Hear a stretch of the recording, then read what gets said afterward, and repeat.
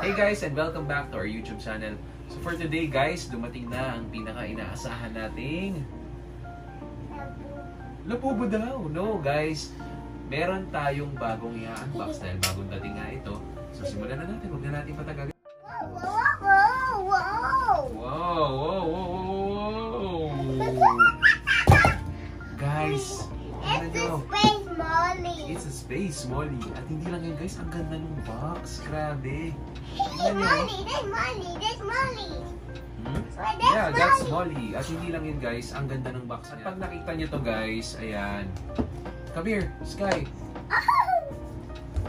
So pag nakita nyo yung side ng yung pinaka-front ng box, ang nakalagay Jean Michael Basquiat. Ayan. Tapos nakalagay si Molly. Ayan, ang ganda ng design. Grabe. Alam niyo yung parang dati sa relo namin meron kaming tinatawag na D. Enrique. Parang ganun yung datingan nito, no? Pagka sinide nyo naman siya, ayan. May nakalagay rin na ganyan. Tapos ito yung likod. Ito yung other side. Tapos ito yung pinaka-top niya. So, tara, buksan na natin. We're gonna open it. Okay. Guys, ayan, ito yung itsura niya. Wow! Oh my God! Oh my God. So ito na nga guys, pagka in-open nyo, ang unang bubungad sa inyo ay ang authenticity card. So i-check natin yung authenticity card guys. Beautiful! Ito guys yung card. O diba? Ang ganda i-display.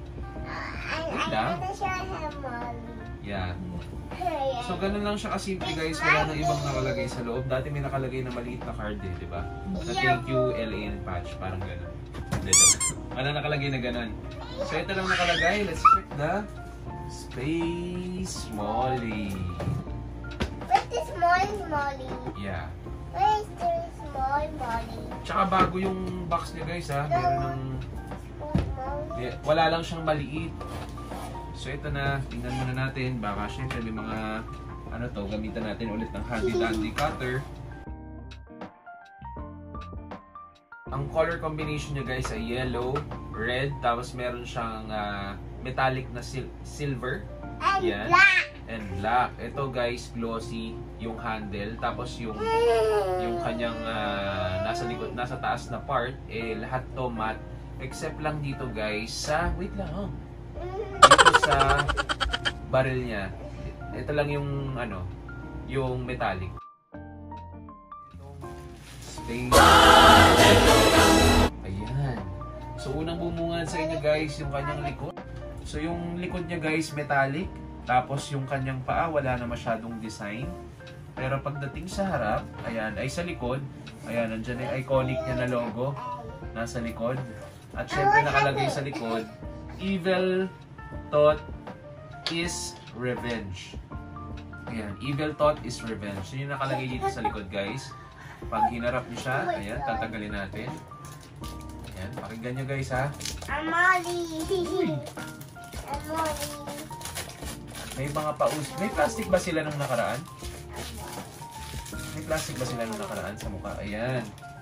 So pagka tinanggal nyo siya guys, meron siyang parang drawing sa harapan. Ang nakalagay, King Pleasure. Ayan. Tapos pagka inangat nyo siya, mawawala naman eh. Ayan. Makikita nyo yung mismong mata ni Molly. Wala na masyadong design guys sa mata ni Molly, pero yung color ng mata niya, color blue. Color blue? Yeah. You sit down here, Dali. Okay. So you sit down here first. Yeah. Pagdating sa kamay, guys, check natin yung kamay niya kasi yung mga dating Molly, hindi sila masyadong nagagalaw yung kamay na area. Or parang ang nangyayari dun sa kamay nila, hindi natitwist. So ito, check na natin habang tinatanggal ang ating yan. So check natin guys kung natitwist. Uy, hindi siya natitwist. Or mahigpit lang. Hindi siya natitwist. Guys, hindi siya natitwist katulad ng ibang ano. I want to put gun. No, you put the gun. Ako na nga. So, yan.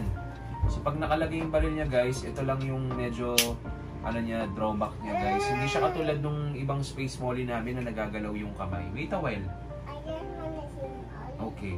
So pagka tinignan niyo yung design sa harap guys, ang nakalagay pa rin dito sa kanyang badge ay space. Dito Kenny's Work. Tapos pagdating dito, wala naman masyadong nagbago.